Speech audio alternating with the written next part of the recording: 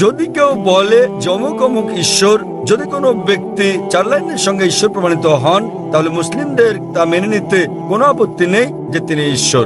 প্রথম টেস্ট, কুল হুয়াল্লাহু আহাদ, বলো তিনি আল্লাহ এক এবং অদ্বিতীয়। আল্লাহু সামাদ, আল্লাহ অমুখাপেক্ষী ও চিরঞ্জীব। লাম ইয়ালিদ ওয়া লাম ইউলাদ, তিনি কাউকে জন্ম দেননি, কখনো জন্ম নেননি, ওয়া লাম ইয়াকুল লাহু কুফুয়ান আহাদ, এবং তার সমতুল্য কেউ নেই। উদাহরণস্বরূপ আমি আপনাদের একটা উদাহরণ দেব।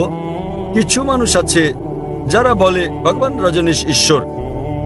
প্রশ্নোত্তরের সময় এক হিন্দু ভাই আমাকে বলেন, আমরা হিন্দুরা তাকে ঈশ্বর বলে গণ্য করি না। আমি কখনোই বলিনি যে হিন্দুরা ভগবান রজনীশকে ঈশ্বর বলে। অনেক মানুষ আছে যারা ভগবান রজনীশকে ঈশ্বর বলে মানে। এখন আমি একটা নমুনা দেখাবো কেন আমরা এই নেতিবাচক ব্যবহার করি। যেমন ইতিবাচক, বলো তিনি আল্লাহ এক অদ্বিতীয়, আল্লাহু সামাদ, আল্লাহ অমুখাপেক্ষী ও চিরঞ্জীব, লাম ইয়ালিদ ওয়া লাম ইউলাদ, তিনি কাউকে জন্ম দেননি, কখনো জন্ম নেননি। কেন আমরা এটা ব্যবহার করি? এখন আমরা ভগবান রজনীশকে পরীক্ষা করব। প্রথম পরীক্ষা হচ্ছে, কুল হুয়াল্লাহু আহাদ, বলো তিনি আল্লাহ এক এবং অদ্বিতীয়। ভগবান রজনীশ কি এক এবং অদ্বিতীয় ছিলেন? তিনি একমাত্র ব্যক্তি ছিলেন যিনি নিজেকে ঈশ্বর দাবি করেছেন। এমন শত শত লোক নিজেদের ঈশ্বর দাবি করেন, এবং আমাদের দেশ ভারতে হাজার হাজার মানুষ নিজেদের ঈশ্বর বলে দাবি করেন। হাজার হাজার মানুষ বলেছেন তারা ঈশ্বর, তিনি কেবল একা নন। কিন্তু একজন রজনীশ ভক্ত বলবেন, না, ভগবান রজনীশ অদ্বিতীয়। আসুন দ্বিতীয় পরীক্ষা করি। আল্লাহু সামাদ, আল্লাহ অমুখাপেক্ষী ও চিরঞ্জীব। রজনীশ কি অমুখাপেক্ষী ও চিরঞ্জীব? আমরা তার জীবনে পড়েছি, সেখানে আমরা পড়েছি যে ভগবান রজনীশ ভুগছিলেন বিভিন্ন রোগে, আজমা, ডায়াবেটিস, ম্যালাইটিস, পিঠের ব্যথা ইত্যাদি রোগে। ভাবুন, সর্বশক্তিমান ঈশ্বর ভোগেন আজমা, ডায়াবেটিস, ম্যালাইটিস, পিঠের ব্যথা ইত্যাদি রোগে।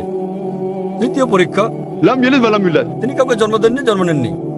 আমরা জানি ভগবান রজনীশ মধ্যপ্রদেশে জন্মগ্রহণ করেন এবং তার পিতামাতা ছিল।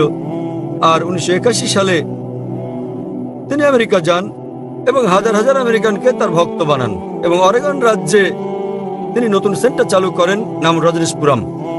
পরবর্তীতে আমেরিকান সরকার তাকে গ্রেপ্তার করে জেলে পুরে দেয়। রজনীশের অভিযোগ, আমেরিকান সরকার তাকে স্লো পয়জন দিয়েছে। ভাবুন, সর্বশক্তিমান ভগবানকে স্লো পয়জন দেয়। এবং 1985 সালে আমেরিকান সরকার তাকে দেশ থেকে বের করে দিলে তিনি আবার ভারতে ফিরে আসেন এবং পুনা শহরে ফিরে যান, আর সেখানে পুনরায় তার সেন্টার চালু করেন, যাকে আজকে বলা হয় ওশো কমিউন। এবং আজ যদি আপনি ওশো কমিউনে যান, সেখানে তার সমাধিতে মৃত্যুর পরে যেখানে তার দেহভস্য রাখা হয়েছে, সেখানে পাথরের গায়ে খোদাই করে লেখা রয়েছে ওশো। ভগবান রজনীশ ওশো কখনো জন্মাননি, কখনো মরেননি। তবে 1931 সালের 11 ডিসেম্বর থেকে 1990 সালের 19 জানুয়ারি পর্যন্ত পৃথিবী ভ্রমণ করেন। কখনো জন্মাননি, কখনো মরেননি, তবে পৃথিবী ভ্রমণ করেছেন 1931 সালের 11 ডিসেম্বর থেকে 1990 সালের 19 জানুয়ারি পর্যন্ত। সেখানে তারা তার সমাধিতে এটা উল্লেখ করতে ভুলে গেছে যে তাকে পৃথিবীর 21টি দেশ ভিসা দিতে রাজি হয়নি। ভাবুন, সর্বশক্তিমান ঈশ্বর পৃথিবী ভ্রমণ করতে এসেছেন এবং তার ভিসা প্রয়োজন হয়েছে। এবং শেষ পরীক্ষা, ওয়া লাম ইয়াকুল লাহু কুফুয়ান আহাদ, এটা এতই কঠিন যে যদি পৃথিবীর কোনো কিছুকে আপনি ঈশ্বরের সঙ্গে তুলনা করতে পারেন, তিনি ঈশ্বর নন। ওয়া লাম ইয়াকুল লাহু কুফুয়ান আহাদ। আমরা জানি ভগবান রজনীশ, তার সাদা দাড়ি ছিল, মানুষের মতো ছিল, দুটো চোখ, একটা নাক, একটা মুখ, দুটো হাত। যদি আপনি পৃথিবীর কোনো কিছুকে ঈশ্বরের সঙ্গে তুলনা করেন, তিনি ঈশ্বর নন। ওয়া লাম ইয়াকুল লাহু কুফুয়ান আহাদ। উদাহরণস্বরূপ, যদি কেউ বলে থাকেন যে সর্বশক্তিমান ঈশ্বর হচ্ছেন আর্নল্ড শোয়ার্জনেগারের চেয়ে 1000 গুণ শক্তিশালী, আপনি হয়তো শোয়ার্জনেগারের নাম শুনেছেন। এই ব্যক্তি পদে পেয়েছিলেন মিস্টার ওয়ার্ল্ড, পৃথিবীর সবচেয়ে শক্তিশালী মানুষ, মিস্টার ইউনিভার্স, মহাবিশ্বের সবচেয়ে শক্তিশালী মানুষ। যখন আপনি পৃথিবীর কোনো কিছুকে ঈশ্বরের সঙ্গে তুলনা করবেন, তাতে হন তিনি আর্নল্ড শোয়ার্জনেগার, দারা সিং বা কিংকং, হন তিনি 1000 গুণ বা লক্ষ গুণ শক্তিশালী। যখনই আপনি পৃথিবীর কোনো কিছুকে ঈশ্বরের সঙ্গে তুলনা করবেন, তিনি ঈশ্বর নন। ওয়া লাম ইয়াকুল লাহু কুফুয়ান আহাদ। সুতরাং এই ভাইয়ের কমতি রয়েছে সর্বশক্তিমান ঈশ্বরের ধারণায়। এবারে প্রশ্নের দ্বিতীয় অংশটি নিয়ে বলি যে এটা কেন অন্যান্য ধর্মের ঈশ্বরের ধারণার সাথে বিপরীত। প্রকৃতপক্ষে এটা একটা ভুল ধারণা যে পবিত্র কোরআনে আল্লাহ সুবহানাহু ওয়া তাআলার ধারণা অন্যান্য ধর্মের বিপরীত। এটা অন্যান্য ধর্মের আচার অনুষ্ঠানের বিপরীত, আমি একমত। তবে অন্যান্য ধর্মগ্রন্থের বিপরীত নয়, কারণ দুর্ভাগ্যজনকভাবে বেশিরভাগ ধর্মের অনুসারীরাই, হোক সেটা খ্রিস্টান ধর্ম, হিন্দু ধর্ম ইত্যাদি, তারা নিজেদের ধর্মগ্রন্থ পড়ে দেখে না। তাই যদি আমরা অমুসলিমদের আচার অনুষ্ঠানের পর্যালোচনা করি, তাহলে সেগুলো ইসলামের বিপরীত হলেও ধর্মগ্রন্থের বিপরীত নয়। যে কোনো ধর্মের ঈশ্বরের ধারণা অনুধাবন করতে হলে উত্তম হচ্ছে সে ধর্মগ্রন্থে ঈশ্বরের ব্যাপারে কি বলা হয়েছে তা খুঁজে বের করার চেষ্টা করা। কোন ধর্মের অনুসারীরা কি করছে তা দেখে ঈশ্বরের ধারণা খোঁজা উচিত নয়। উদাহরণস্বরূপ, যদি আপনি শিখ ধর্মের ঈশ্বরের ধারণা জানতে চান, তাহলে উত্তম হচ্ছে পাঠ করা গুরু গ্রন্থ সাহেব, আদি গ্রন্থ। আপনি গুরু গ্রন্থ সাহেবের প্রথম খণ্ড, প্রথম অধ্যায়, প্রথম অনুচ্ছেদটা পাঠ করেন। আপনি এটা জাপুজি নামে পরিচিত। এতে কি বলা হয়েছে? ঠিক আছে, যা পুঁজি। এতে বলা হয়েছে যে ঈশ্বর একজন, ঈশ্বরকে সত্য বলা হয়েছে, তাকে চিরঞ্জীব বলা হয়। তিনি হচ্ছেন বিরাজমান, তিনি দয়ালু, তিনি ভয় ও অভাব মুক্ত।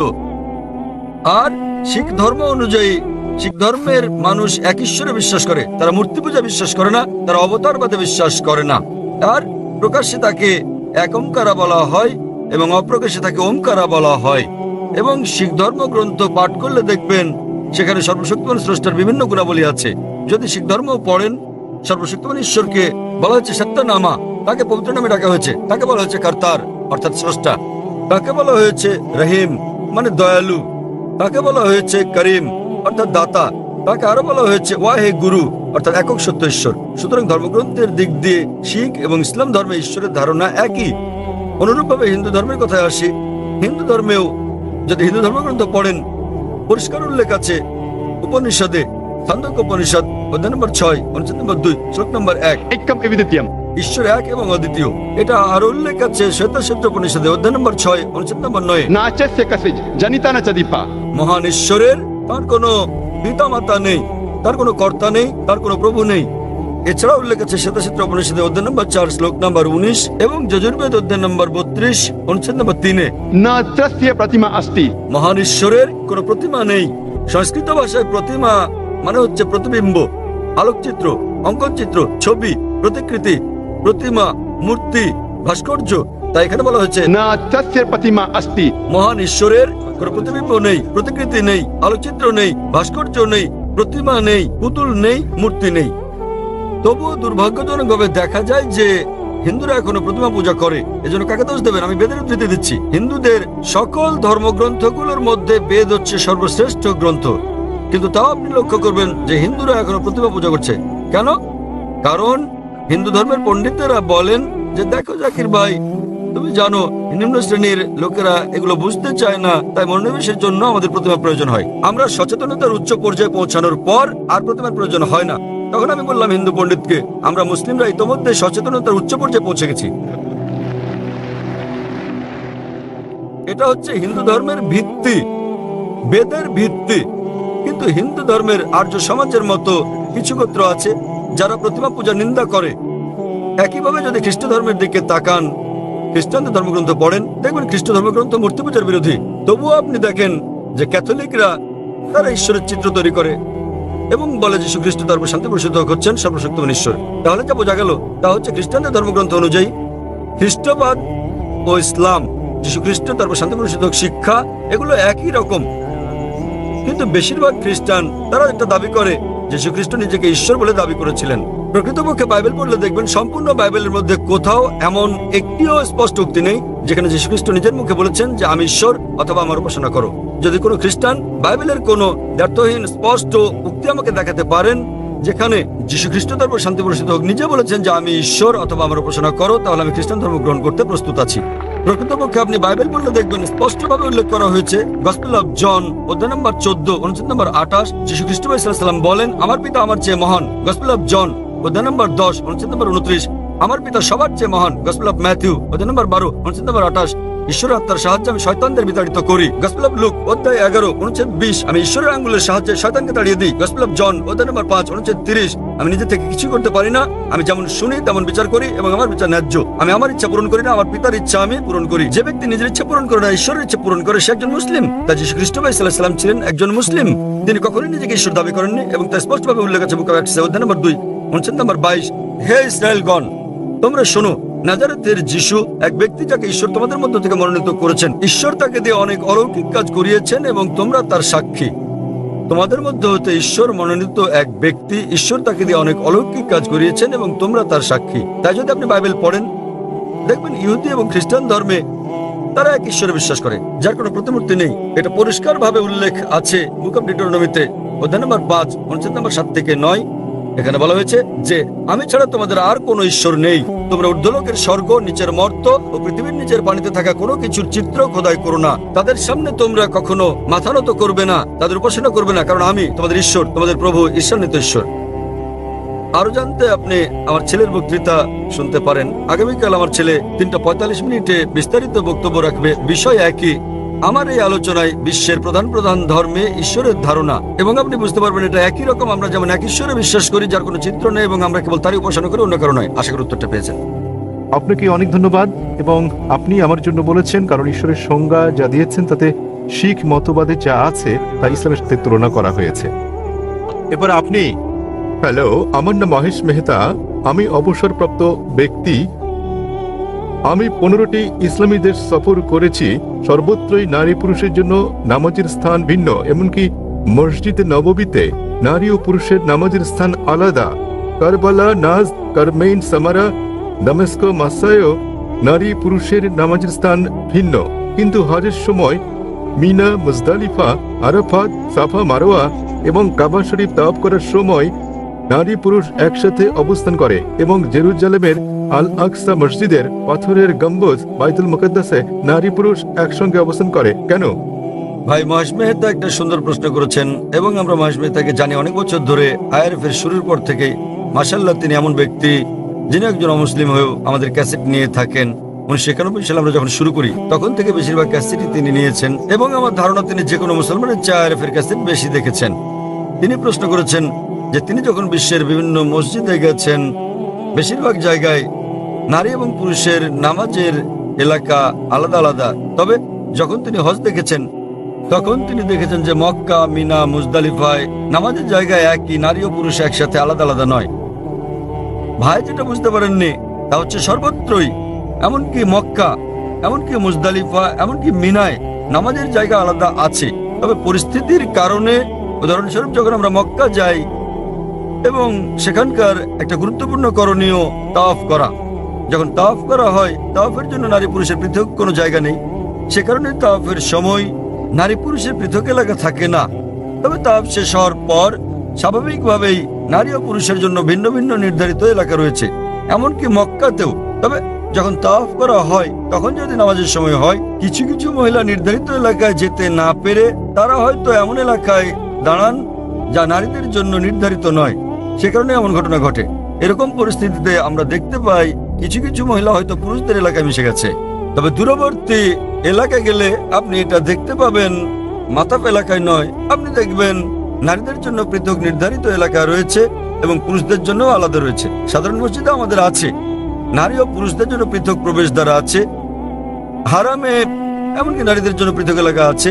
তবে যখন তারা তাওয়াফ করেন তখন পুরুষদের সাথে মিশে যেতে বাধ্য হন, কিন্তু যখন তারা নামাজ আদায় করবেন তখন পৃথক এলাকায় করবেন। তবে সময়ের অভাবে তারা নির্দিষ্ট এলাকায় পৌঁছাতে না পারার কারণে নির্দিষ্ট কিছু এলাকায় নারী এবং পুরুষদের একসঙ্গে দেখা যেতে পারে।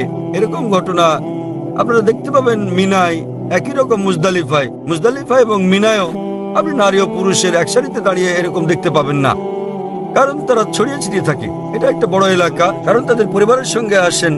একইভাবে যখন তারা হারামে আসেন, মক্কায় পরিবারের সঙ্গে আসেন, তো যেহেতু পরিবারের সঙ্গে আসেন তারা একটা নির্দিষ্ট জায়গা বেছে নেন। ধরেন একটা এলাকা 100 একর হতে পারে, এর অর্ধেক পুরুষদের জন্য, বাকি অর্ধেক নারীদের। সেক্ষেত্রে পরিবারগুলো একত্র থাকতে পারে না। অন্যান্য মসজিদগুলোতে সেগুলো ছোট হওয়ার কারণে সহজে নামাজ পড়ার জায়গা পৃথক করা যায়। প্রবেশের পথ আলাদা, বের হওয়ার পথ আলাদা, এবং বাইরে তারা পরিবারের সঙ্গে মিলতে পারে। এতে গেল মুজদালিফা আর আরাফাত ময়দান শত শত একরের। হজ পালনের জন্য পরিবার একত্রে আসে। তারা যখন অবস্থান করে আরাফাত, মিনা, মুজদালিফায়, তখন এমনকি নামাজের সময় নারী পুরুষ একই সারিতে দাঁড়ায় না। সেখানে পৃথক এলাকা আছে, তবে এরিয়া ছড়ানো ছিটানো। সে কারণে এটা মনে নাও হতে পারে যে তারা আলাদা। তবে আপনি মসজিদে খায়েফে গেলে, অর্থাৎ মিনা অথবা আরাফাতে মসজিদে নামরায় গেলে অন্যান্য মসজিদের মতো নারী পুরুষের পৃথক ব্যবস্থা দেখতে পাবেন। কারণ যখন তারা একটা বৃহৎ জামাতে নামাজ পড়ে একটা বড় এলাকায় পরিবার সঙ্গে থাকলে এটা আরো কঠিন। অন্যথায় নারী ও পুরুষ সবসময় পৃথক থাকার কথা, পৃথক কিন্তু সমান সুযোগ। কেন? কারণ হচ্ছে যাতে তারা আল্লাহ সুবহানাহু ওয়া তাআলার প্রতি মনোনিবেশ করতে পারেন। সেজন্য নারী ও পুরুষের সহাবস্থান না থাকাই ভালো। আশা করি উত্তরটা পেয়েছেন। আমরা পরের প্রশ্নটি নেব পুরুষদের সারির মাঝের দিকের মাইক থেকে। মাইক নম্বর 2, এটি মাইক নম্বর 1, মাঝের দিকের ওইটি মাইক নম্বর 2, তৃতীয় মাইকটি মাইক নম্বর 3, পুরুষদের সারির পিছনের দিকে। নারীদের সারির সামনের দিকে রয়েছে মাইক নম্বর 1 আমার সামনের দিকে, এবং ওই পাশে কিছুটা পেছনের দিকে একটা মাইক আছে, সেটি মাইক নম্বর 2 নারী শ্রোতাদের জন্য। আমরা পুরুষদের সারির মাঝের দিকের মাইক নম্বর 2 থেকে প্রশ্ন নেব। হ্যাঁ ভাই, আপনি বলুন। জি, আমার নাম অর্জুন জে রাও, আমার বয়স 19 বছর। বিভিন্ন আধ্যাত্মিক পর্যায়ে বিভিন্ন লোক রয়েছেন সংশোধন ও বোঝার পর্যায়ে। আমার ধারণা ইসলাম এমন লোকদের জন্য যারা ইতিমধ্যে আধ্যাত্মিক দিক দিয়ে পুরোপুরি অগ্রসর, সকলে ইসলামের শিক্ষা অর্থবহ রূপে অনুসরণ করতে পারে না। একটা বিদ্যালয়ের সঙ্গে তুলনা করলে আমি বোঝাতে চাই, প্রথম স্ট্যান্ডার্ড, দ্বিতীয় স্ট্যান্ডার্ড শ্রেণী থেকে দশম স্ট্যান্ডার্ড শ্রেণী পর্যন্ত বিভিন্ন স্তরের লোক রয়েছে। এর মধ্যে ইসলাম নবম স্ট্যান্ডার্ড পাঠ্যক্রমে রয়েছে। আমি কি ঠিক বলেছি? ইসলাম কি কেবল তাদের জন্য যারা আধ্যাত্মিক দিক দিয়ে অগ্রসর? ভাই, খুব ভালো একটা প্রশ্ন করেছেন যে যখন আমরা সব ধর্মের মধ্যে তুলনা করি তখন ইসলামের অবস্থান উচ্চ পর্যায়ে থাকে। একটা স্কুলের মতো অন্যান্য ধর্ম কিন্ডারগার্টেনের প্রথম স্ট্যান্ডার্ড হলে ইসলাম নবম ও দশম শ্রেণীর স্ট্যান্ডার্ড। তিনি ঠিক বলেছেন কিনা আমি আপনার সঙ্গে একমত, আবার একমত হওয়ার পাশাপাশি দ্বিমত। একমত এজন্য যে হ্যাঁ, ইসলাম তাদের জন্য যারা আধ্যাত্মিকতা উচ্চ অবস্থানে, তবে তার অর্থ এই নয় যে যিনি আধ্যাত্মিকভাবে অগ্রসর নন তিনি ইসলামে দাখিল হতে পারবেন না। এর সঙ্গে আমি একমত নই। কেন? কারণ স্বাভাবিকভাবে যদি কেউ ভর্তি হয় স্কুলে, ইংলিশ মিডিয়াম স্কুলে যদি ভর্তি হয়, সে তাহলে প্রথমে কি শিখবে? সে এই ভাষার বর্ণমালা শিখবে। ধরুন সে স্কুলে ভর্তি হলো, তার একটা ইংলিশ মিডিয়াম স্কুল, নার্সারিতে সে শিখবে ABC, ঠিক আছে? সুতরাং ইসলামেও কোনো ব্যক্তি আধ্যাত্মিকভাবে অগ্রসর না হলে তিনি যখন ইসলাম কবুল করেন তখন ন্যূনতম তাকে যা অনুসরণ করতে হবে তা হচ্ছে তাওহীদ। ইংরেজি ভাষার ABCD এর সঙ্গে যে কোনো ধর্মের তাওহীদ তুলনীয়। তাওহীদ মানে এক ঈশ্বরে বিশ্বাস করা। সুতরাং এর আগে আমি যা বলেছিলাম, যখন আমাদের শিখ ভাই প্রশ্ন করেছিলেন ঈশ্বরের ধারণা সম্পর্কে, তখন আমি বলেছিলাম যে এটাই মৌলিক বিষয় এবং এই মৌলিক বিষয় প্রত্যেক ধর্মে আছে। তবে দুর্ভাগ্যজনকভাবে সেই সব মানুষ যারা ধর্মীয় নেতা, তারা চান না যে সাধারণ মানুষ তা মেনে চলুক, কারণ তারা এটা মেনে চললে ধর্মীয় নেতাদের কি হবে? সবাই যদি এক ঈশ্বরের উপাসনা শুরু করে তাহলে এইসব ধর্মীয় নেতা আর প্রয়োজন লাগবে না। ধর্মের ভয় দেখানোর জন্য কাউকে প্রয়োজন হবে না। অন্যান্য সকল ধর্মে ভীতি প্রদর্শনকারী পণ্ডিত, পুরোহিত, গুরুজনের প্রয়োজন থাকলেও এক্ষেত্রে আপনার ও স্রষ্টার মাঝে কেউ থাকছে না। সুতরাং সকল ধর্মের একটি মৌলিক বাণী যা আছে ইসলামে। তবে দুর্ভাগ্যজনকভাবে ধর্মীয় নেতারা তারা চান না যে তাদের অনুসারীরা এটা জেনে যাক। তারা তাদেরকে এ থেকে দূরে রাখতে চান, কারণ তারা যদি এক ঈশ্বরবাদী হয়ে যায় তাহলে তারা নিজের ইচ্ছাকে ঈশ্বরের কাছে সমর্পণ করবে, আর এর মানে তারা হয়ে যাবে মুসলিম, এবং এই মধ্য সত্যভোগীদের ব্যবসা বন্ধ হয়ে যাবে, ব্যবসা প্রতিষ্ঠানগুলো তাদের বন্ধ হবে। এটাই কারণ অন্যথায় পরিমার্জন সত্য অন্যান্য ধর্মগ্রন্থে এখনো সর্বশক্ত ঈশ্বরের একত্রের প্রমাণ মিলছে। এর মানে সর্বশক্ত ঈশ্বরের পক্ষ থেকে সব মানুষের জন্য একটা ধর্ম। কিন্তু কালের বিবর্তনে ধর্মগ্রন্থগুলো বিকৃত হতে থাকে। ধর্মগ্রন্থগুলো বিকৃত করা ছাড়াও এখনো চলছে দলাদলি, জালিয়াতি, দুরভিসন্ধি চলছে। অন্যান্য ধর্মীয় গ্রন্থগুলোর অবশিষ্টাংশ যাতে আপনারা দেখতে পাচ্ছেন এখনো তাওহীদের বাণী এক ঈশ্বর, মূর্তি পূজা নিষিদ্ধ, কেবল তাঁর ইবাদতের কথা। আরো পরস্পর বিরোধী মন্তব্য থাকতে পারে, তবে আপনি যদি সত্যের অনুসন্ধান করেন তাহলে দেখবেন আমি যা বলতে চাই। যখন থেকে আপনি বুঝলেন এক স্রষ্টা বিষয়টি আগামীকাল আমি বিস্তারিত বলবো, তখন থেকে আপনার উপলব্ধি করতে হবে জীবনের উদ্দেশ্য কি। প্রত্যেক ধর্মের প্রত্যেকটি আধ্যাত্মিক বিষয়ের সূচনা, অর্থাৎ নার্সারি ও কিন্ডারগার্টেন হচ্ছে এক ঈশ্বরে বিশ্বাস স্থাপন করা এবং তিনি কেবল উপাসনার যোগ্য। সুতরাং কেউ আধ্যাত্মিক দিক দিয়ে অগ্রসর না হলেও যখন সে স্রষ্টাকে কৃতজ্ঞতা জানাতে চায় তখন নিজের ইচ্ছাকে সমর্পণ করে, এবং যখনই কেউ নিজের ইচ্ছাকে সমর্পণ করে তখন তাকে বলা হয় মুসলিম। আশা করি উত্তরটা পেয়েছেন। আসসালামু আলাইকুম। ভিডিওটি ভালো লাগলে চ্যানেলটি সাবস্ক্রাইব করুন নতুন নতুন ভিডিও পেতে।